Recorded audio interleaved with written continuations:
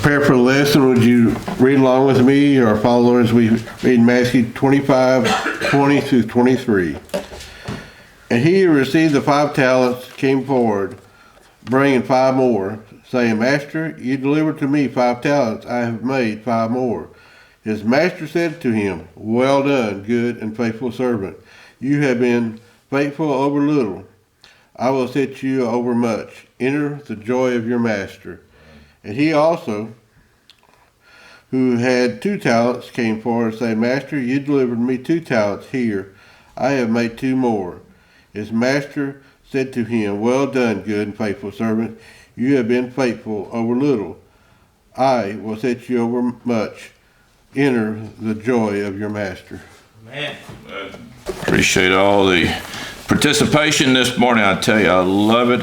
I love it. I love it. I love it. It's good to see each and every one of you here still. Y'all haven't got up and left since I saw you just a few minutes ago. And that's good. Going to talk about, as far as this morning, we're going to be talking about as far as talent. Talents, and the little caption I got on that, it says, here you have what is yours. And that's what one of the service said at the end of it. But before I go into that, I want to digress just a moment and preface the lesson this morning with this. I saw a little interesting article, I guess you can call it that. And it was about dilemma. And I could see that what was going on with this story that we have in Matthew chapter 25 is a dilemma for some people. And so think about this dilemma. This guy, he's second car at a red light. He's waiting his turn, got a car in front. We know how that is. You always say, okay, I'm watching red light. As soon as it turns green, they got to go so I can go. This guy was a little bit behind schedule, running almost late. So he's really anxious, really ready to go. And the guy up front got the day pretty well made, no problem. I got my phone out, looking text messages. I'm catching up everything during the long green, long red lights, So sitting there looking at the phone and whatnot. The guy back there said, okay, the lights better turn green. And so he's thinking. Okay, now the lights, let me also mention too, the guy in the back is atheist. Okay, so he's an atheist in the back, and you'll see how that kind of plays in the situation. So he's in a hurry, he wants to go, and got a red light in second car. So he's staring at the guy's head during red light thinking, I hope he's paying attention to the red light, not, when it turns green and not the cell phone, or his phone there.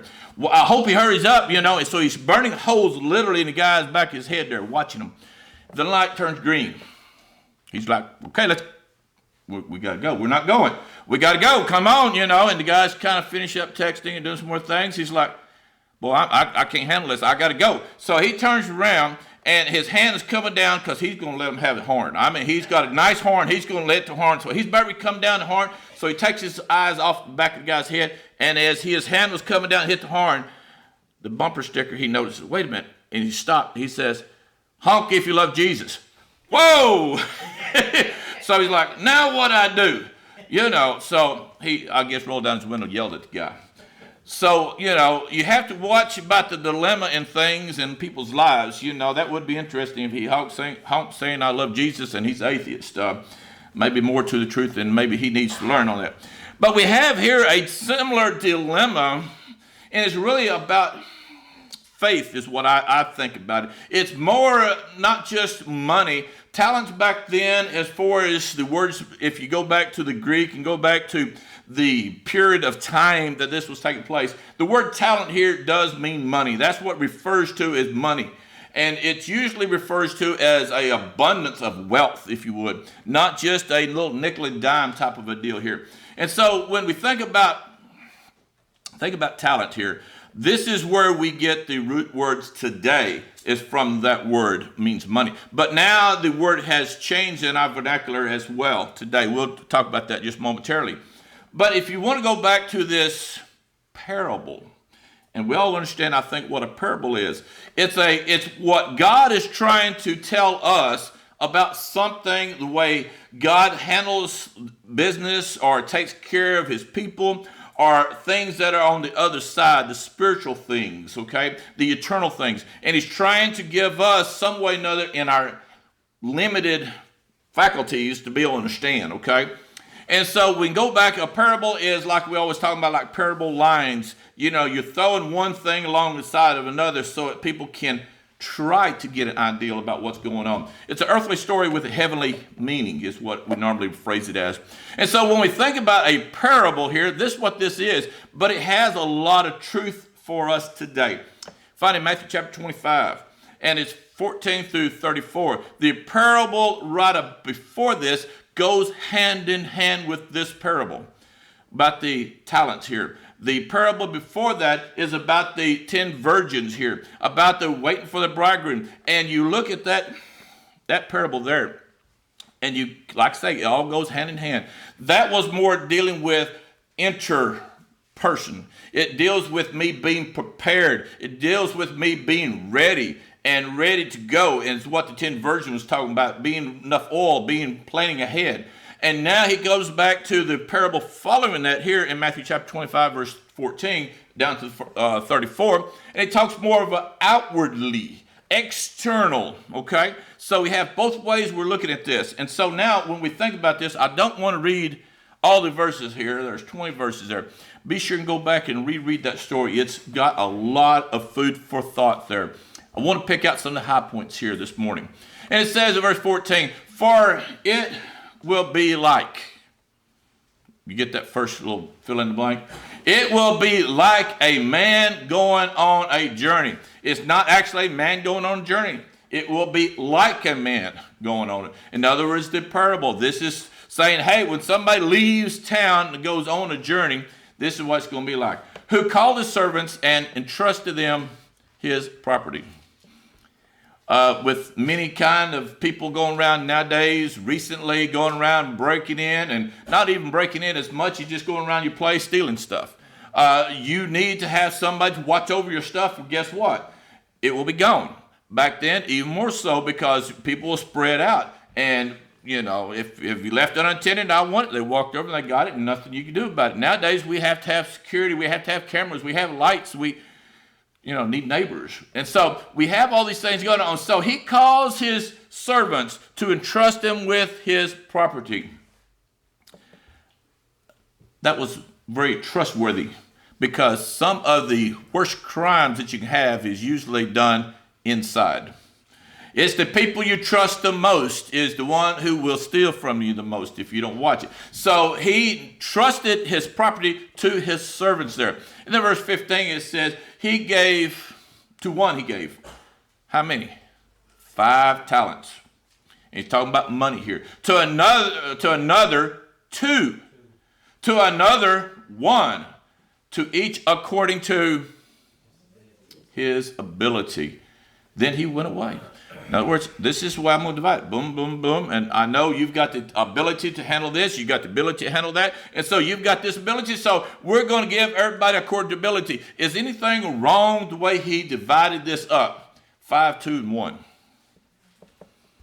Well, it's just disproportionate. I mean, you've got 8 and you got 3. So why couldn't we just give 1 or 2, and leave the other one out? No, he wanted to give everybody enough they can do something with. Way he did this, don't know about all that, but 2, you got 5, 2, and 1. Okay, and so then we go on to another scripture here, and you'll find out that he goes and he leaves, and then they go and they make some trading in. And then after it's all said and done, interesting, verse 21, verse 23. If you just didn't know it, you just glanced at it, you'll think, oh, it's a duplicate, it's a misprint. Because verse 21, verse 23 are identical. It says, now this is after he goes, and then they turn around and they did their stuff. We'll talk about that with the talents, their money. And then he comes back, and this is what he says. His master said to them, this is when the first 2 came back with the money, okay? The one had the 5 and the 2. He says his master said to him, well done. Isn't that good? If you're talking about a steak, there you go. Well done. Well, I know people in here don't eat well done steaks. I'm sorry, I offended y'all. But well done, he talks about good and faithful, what? Servant. Well done. Way to go. You're good and you're faithful. You say, put all this together, and this is some of the, and I've seen this, and I've got a lesson I've been kind of toying with a little bit. as far as epithets for the Christian. And one of the key things you'll see continually, I've been seeing and noting, is that well done, good and faithful servant. Isn't that what we want our lives to ring out, besides everything else we could ever accomplish in this life, to have something wrote, well done, good and faithful servant by, Jesus or by the Father. And then it says, you have been faithful over a little. Well, he only had 5 and then 2 and 1, 8? Only had 8 talents to start with. and that's a little. I mean, that's a lot of what he had there, over a half of it. But he says, you've been faithful over a little, I will set you over much. In other words, I gave you a little bit, you did good with that. I'm going to get you to have more. And then he goes on, this last part's really one of the keys as well. Enter into the joy of your master.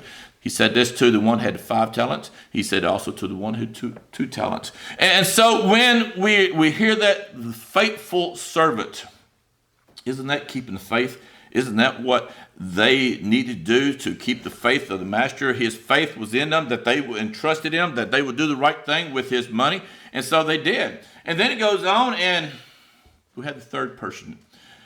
He also, in verse 24 and 25, he also had received the 1 talent, came forward. The one who received that one little lonely talent, he received according to his ability from his master. But he turned around and came forward saying this, Master, I knew you to be a hard man, reaping where you did not sow, and gathering where you did not reap. Well, you did not sow, and gathering where you did not scatter no seed. So you reaped where you didn't sow. Boy, that's really, better watch the people around you. And then he gathered, where there was, where you scattered no seed. And then it goes on, verse 25. So I was afraid. So I was afraid, and I went and hid your talent in the ground. Here, you have what is yours. Isn't that kind of what we do sometimes with talents? Here, God, you gave me this. Here it is. You got it back. Why? Because he was afraid on that. And so we think about that, and then you go all the way down to verse 41. And this is where the heart-wrenching part of it that we must realize. It says, then he said to those on his left. This is talking about the people who did not use their talents for him, who did not use, their abilities, anything they had for God. That was not a good and faithful servant to God. And so at the day of judgment, they're going to be separated. And it says, he will say to those on his, I'm sorry. He said to those on his left. Let me turn it this way. To the left over here, okay? He says, depart from me, you cursed, into the eternal fire. Prepared. Prepared for who? People? No, for the devil and his angels. And then the right is the one's good and faithful servants, enter to his kingdom. And so when you put the whole story together, you start seeing that starts out kind of nice. He's going on a journey. He gives his, trust his talents, his money to people to use. And then after 2 of them did good, and 1 got scared and afraid and didn't do nothing. And then he got in trouble over that. And so then you go back to, well, why would a person get in trouble? Well, because James chapter 4, verse 17 turns around and says, whoever knoweth the right thing to do. That's why I like the English Standard Version. Whoever knows the right thing to do. See, this is one of those omission and commissions where you kind of omit something other. This is where it gets you here. If you know what's right to do and you don't do it and you fail to do it, then to him it is sin. We always think about sin as something negative. A sin, well, I did wrong, so I messed up. I did something I shouldn't do. I violated the law, and so I'm guilty. I sinned, and that's wrong. But no, if we know to do it right and we don't do it right, then that is sin. So when we go back and look at this, and we start looking at the talent, the abundant wealth, or maybe your ability to use God's abilities, as some people have turned around and said, maybe it's a abundance of gifts or or a way you could do things better than maybe other people. It's kind of like a natural talent, sometimes we refer to it as. We look at the word talent here and think about that. Think about the master here. The one left is Jesus. And many things about him going on a journey is when he left the earth and went to heaven, he's coming back. And we may be coming back when everybody's called together and when the end of the world, or we may go back before that. And so when this is the journey that people think about.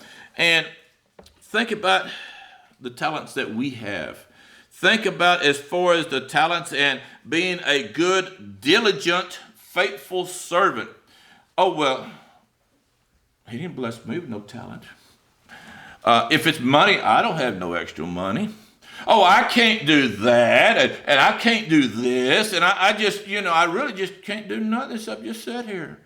And so, but you notice that he did not give each one of the faithful servants there, the ones he entrusted his property at first, he did not give them all the same. He didn't divide it up equally by thirds. He turned around and gave 5, 2, 1 by their abilities.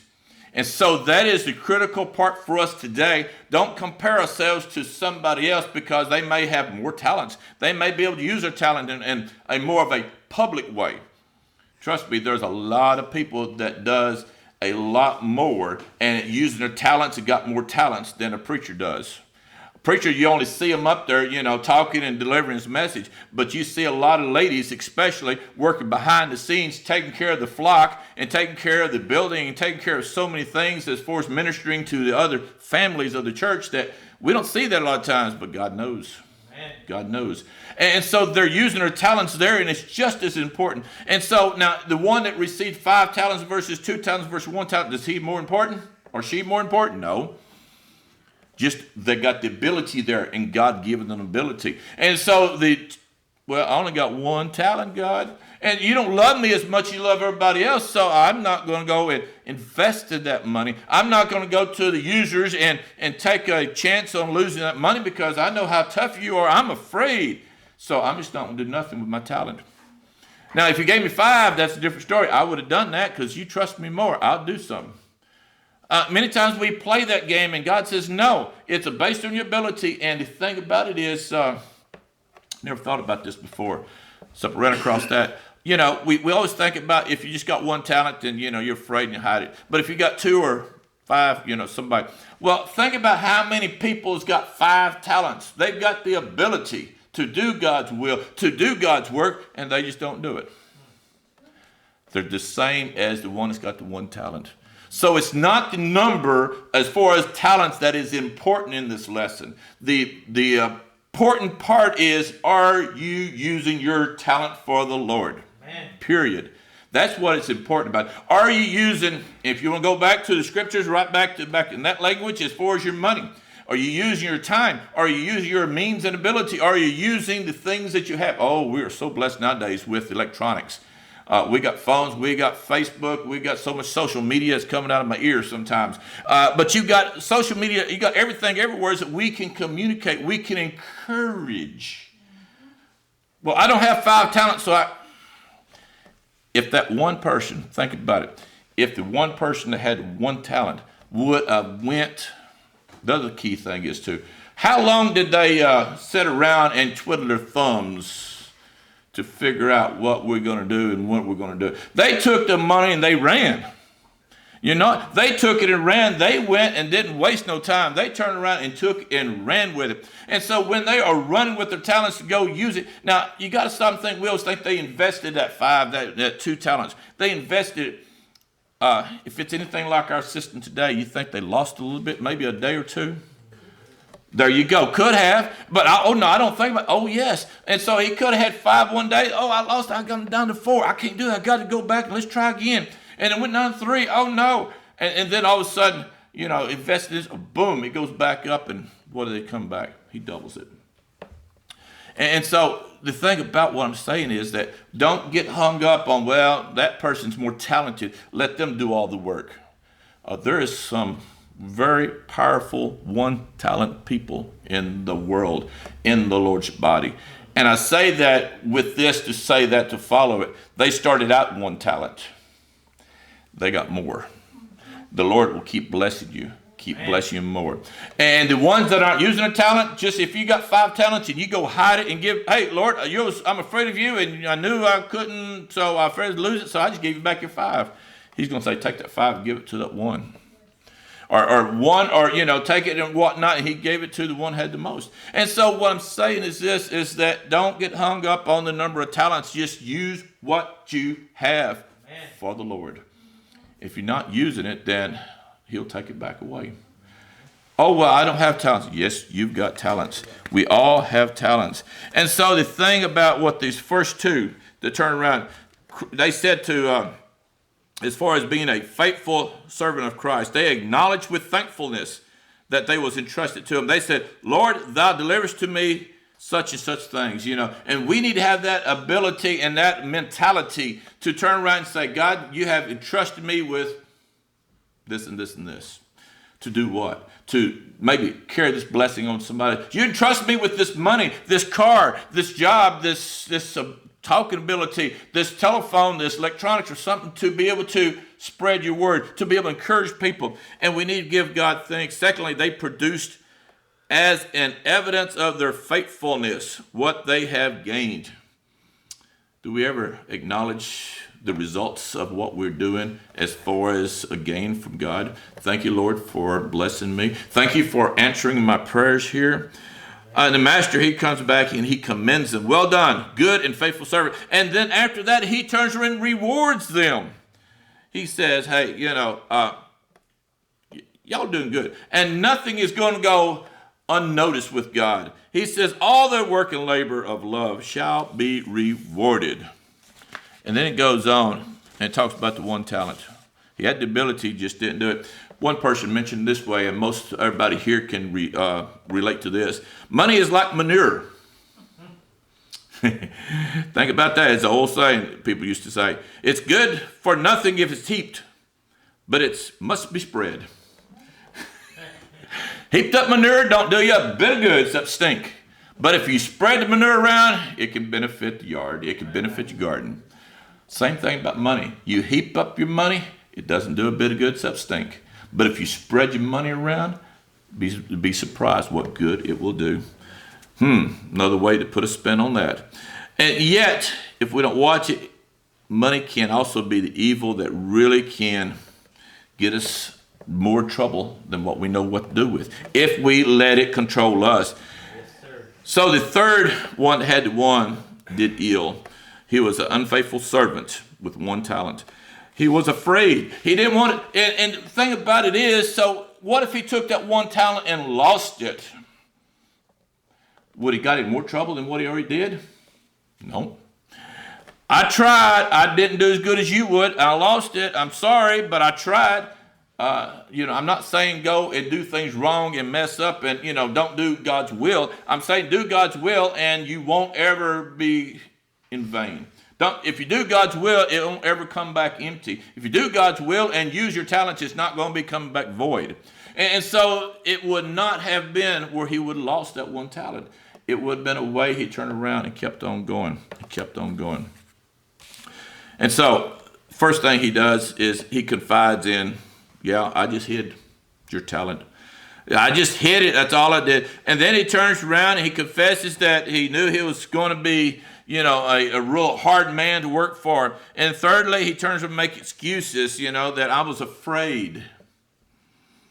And then the Lord comes back and answers to his apology there for saying that. He said first, he says his conviction. There's two things as his conviction. First thing is slothfulness. You lazy and wicked servant. And then he also said that, you contradict yourself, part of that too, and they're saying that you knew I reaped where I didn't sow. You knew I gathered where gathered where I did not scatter seed. And then the second part is his condemnation. First thing is his conviction about what did you do, you wicked. And then secondly, condemnation. He says, take the talent away from them, and then your sentences be cast into outer darkness. And so this morning, are we using the talent?